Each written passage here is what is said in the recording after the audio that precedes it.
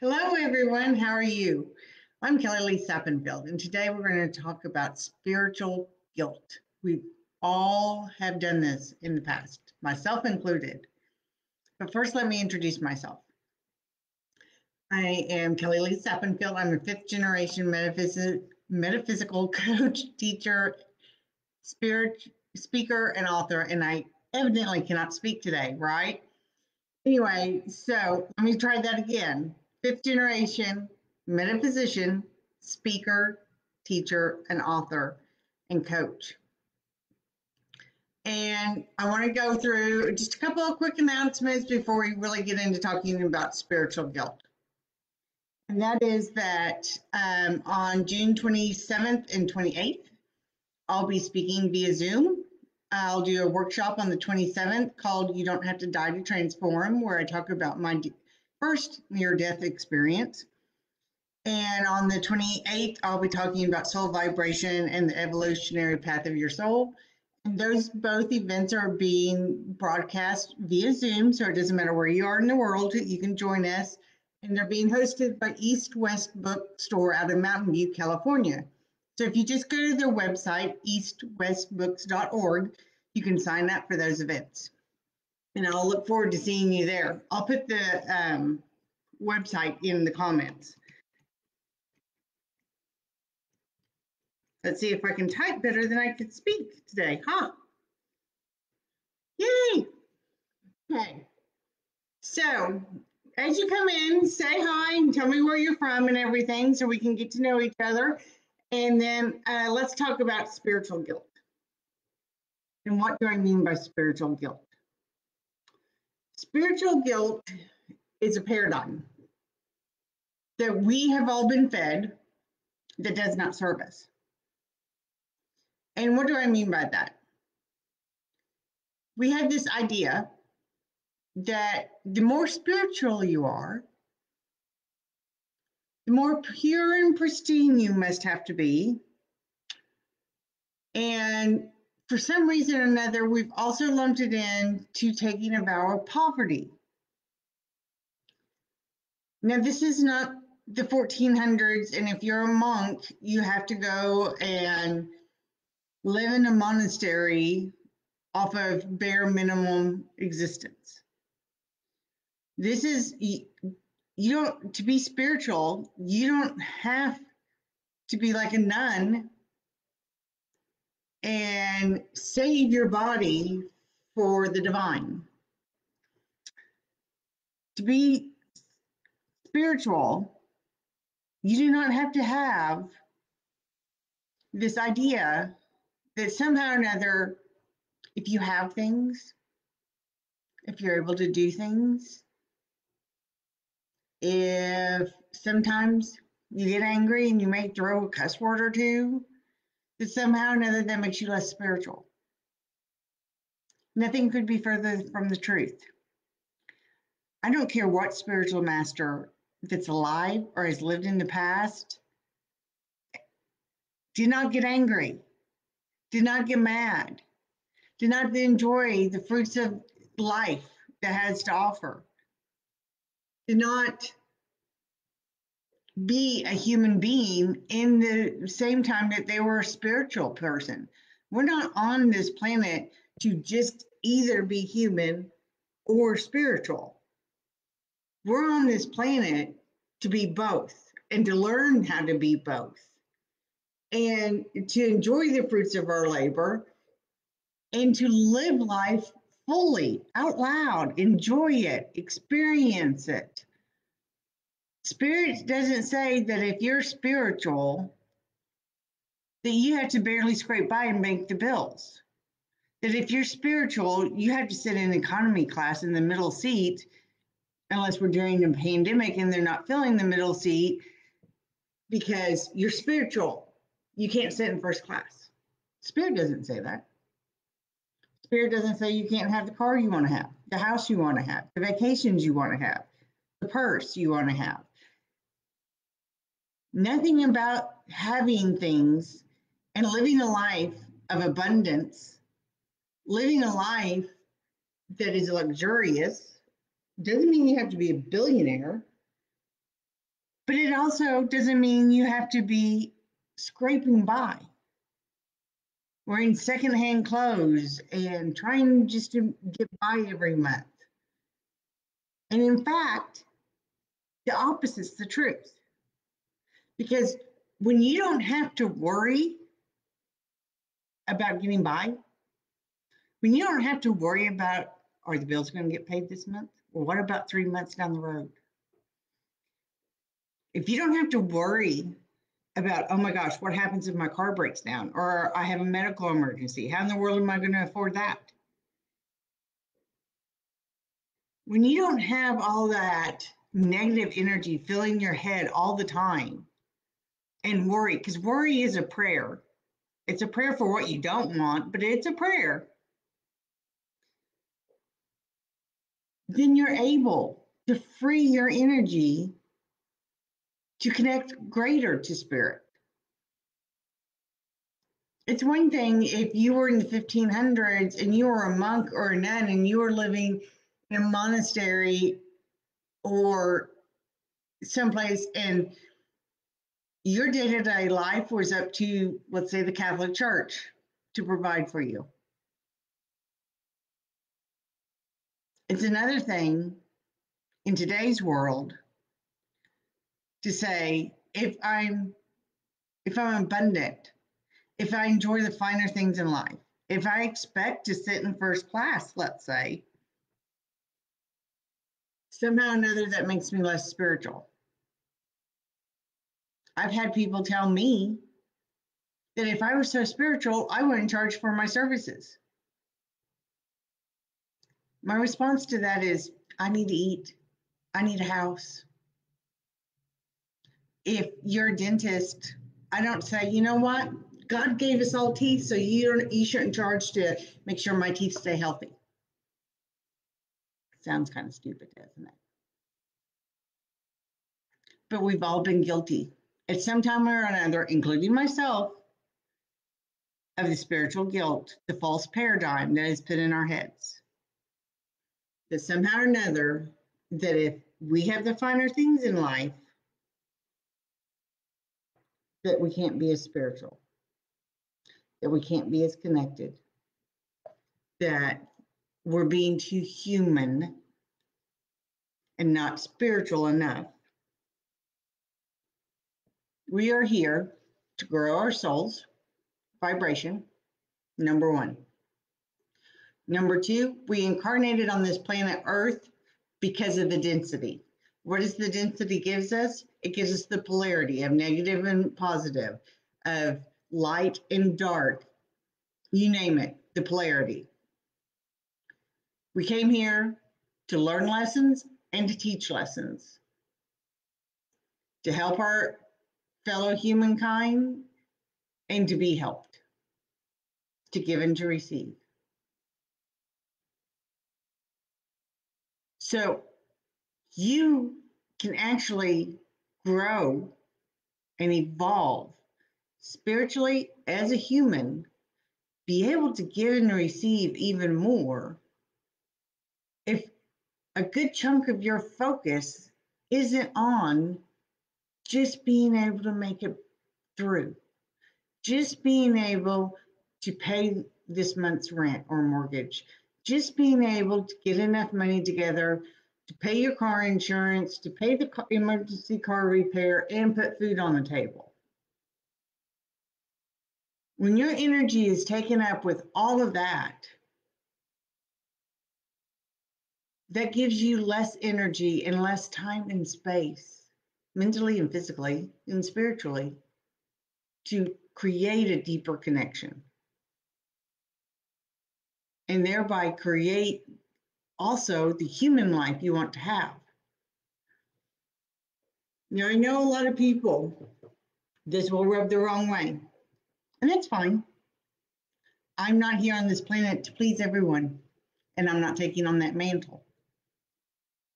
But I will tell you that if you find yourself, oh, I've been keeping this old car for years and years and years and years because, you know, I just don't think it'd be right to go and buy my dream car, because then it'd be flashy, and what would people say? Because I'm supposed to be the spiritual person, and here I am driving around in a nice, sweet new vehicle.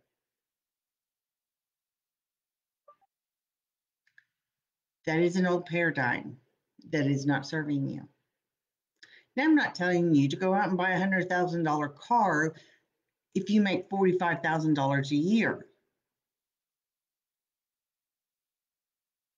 But if you can go out and buy $100,000 car, go out and buy the $100,000 car. But get to the point to where you don't feel guilty. You get rid of that old paradigm that if you're spiritual, that you cannot have a luxurious and abundant life. Get rid of the old paradigm that you somehow had to take a vow of poverty. Now, when years ago I joked with my husband, I said, okay, I don't know when you took this vow of poverty, but will you denounce it, please? Because I'm really tired of all the unexpected bills coming in. And it wasn't that we couldn't pay the unexpected bills coming in. It's just like, you know, how you get in those time frames where it's just like, here's one, and here's one, and here's one, and here's one. And so I just looked at him one day and I said, okay, you better denounce this vow of poverty that you all of a sudden took up, because I've had it. I am tired of this. And he's like, I didn't do that, you know, and we laughed about it. But at the same time, it's very serious. If you're so focused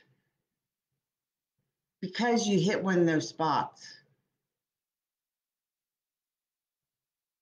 that you can't focus on other things that you need to be focusing on, maybe where your focus really needs to be is your health. Maybe where your focus really needs to be is your career, your relationships. Once you get rid of those old false paradigms, like spiritual guilt, that frees your energy up to be able to focus on those things you really need to focus on. So, next time you hear yourself say something in a negative tone, in a negative way, with negative energy, I'm sorry, my bangs have not been cut now for months and they're driving me crazy. And I know you're all in the same vein, right? Because we haven't been able to go to a hairdresser yet. But anyway, I digress. Um, when we're able to separate ourselves from those old paradigms, we really do open up the energy. And when we open up the energy and we start focusing on those things that we really need to focus on, then we find the solutions for them. Then we find new ideas. Then we figure out, I'm going through this because this is the nugget I needed to learn. This is the nugget I needed to teach somebody. This is the nugget that I need to move forward with this.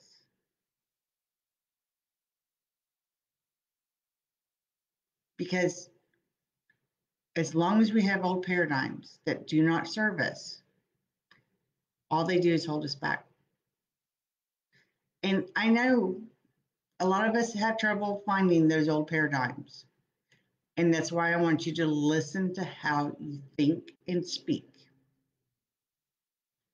When something comes to the forefront and your immediate response is, well, aren't they filthy rich? Well, look at that. Aren't they Little Miss Hot Trot? Aren't they? I thought they were supposed to be some special person, some guru. And look at them. They're out there buying a brand new Louis Vuitton purse. How does that have anything to do with being spiritual? Personally, I don't care to have a Louis Vuitton purse, partially because I'm not a brown beige girl. I like color. So to me, I'm not buying a Louis Vuitton purse because I don't want one. It's not that I'm not buying a certain purse because I have a negative connotation about it. So start listening to how you talk around money, around spirituality, about other people, not about yourself, not about your immediate surround people around you. But I'm talking about people in large, right? Well, they were supposed to be some special spiritual person, but you know what? They held out for a book deal told they got this great advance. How's that so spiritual? When all they're after is the money.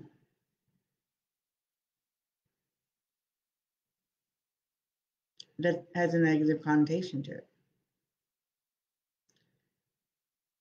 All of our paradigms come through in how we think and how we speak. And a lot of times we can catch ourselves saying something, and you're like, and when you catch yourself saying something, stop for a minute. Why did I say that? Do I really believe that? Or is that an old paradigm that was put into my subconscious when I was 2 weeks old and I had nothing, I had no say so in the matter? Because a lot of those paradigms get handed down generation to generation, just like patterns get handed from generation to generation. Some for the good and some not so good, right? But that's how they happen. They get seated in our subconscious as paradigms in our infancy. And we get to be adults, and it's like, well, I don't really believe that. And we brush it off as like, oh, well, that's a saying I've just heard of my entire life. Yeah, it's a saying you've heard your entire life. That's the issue. That's why it's a paradigm. So stop and think every time you hear yourself say something or think it, is this serving me? Is this bringing me greater spiritual connection? Or is it distancing myself from my own spiritual connection because it's a false paradigm? And I'm not saying anyone came up to you right as you were born and said, I'm going to fill your subconscious with a bunch of crap that's not going to serve you as you get to be an adult. That didn't happen. What happened was they repeated all the false paradigms that they had been fed their life. And some of them they'd come to believe. And some of them it's just, oh, well, that's just something that everyone says. Don't say it. When you catch yourself saying something that is no longer serving you, stop saying it. Just like worry. Stop worrying. Because you really don't want to be praying for more of what you don't want. And that's what worry is. So tell yourself from this day forward, you're done with spiritual guilt. Done with it. Over. Finished. Complete. No more are you going to say that you need to feel guilty for having combined your spirituality and your humanness, because that's why you're here, to evolve both spiritually and on the human side. If we were just here spiritually, we wouldn't need these bodies. Plain and simple. I hope this is really food for thought, and I hope you really think about this. And if you'd like to talk to me further about this, grab a free 30-minute soul session. They're completely complimentary. and we can go into this deeper and maybe uncover a few of your false paradigms that have been holding you back. Because let me tell you, when you discover a false paradigm and you're like, really? That is what's been holding me back. That has been the block.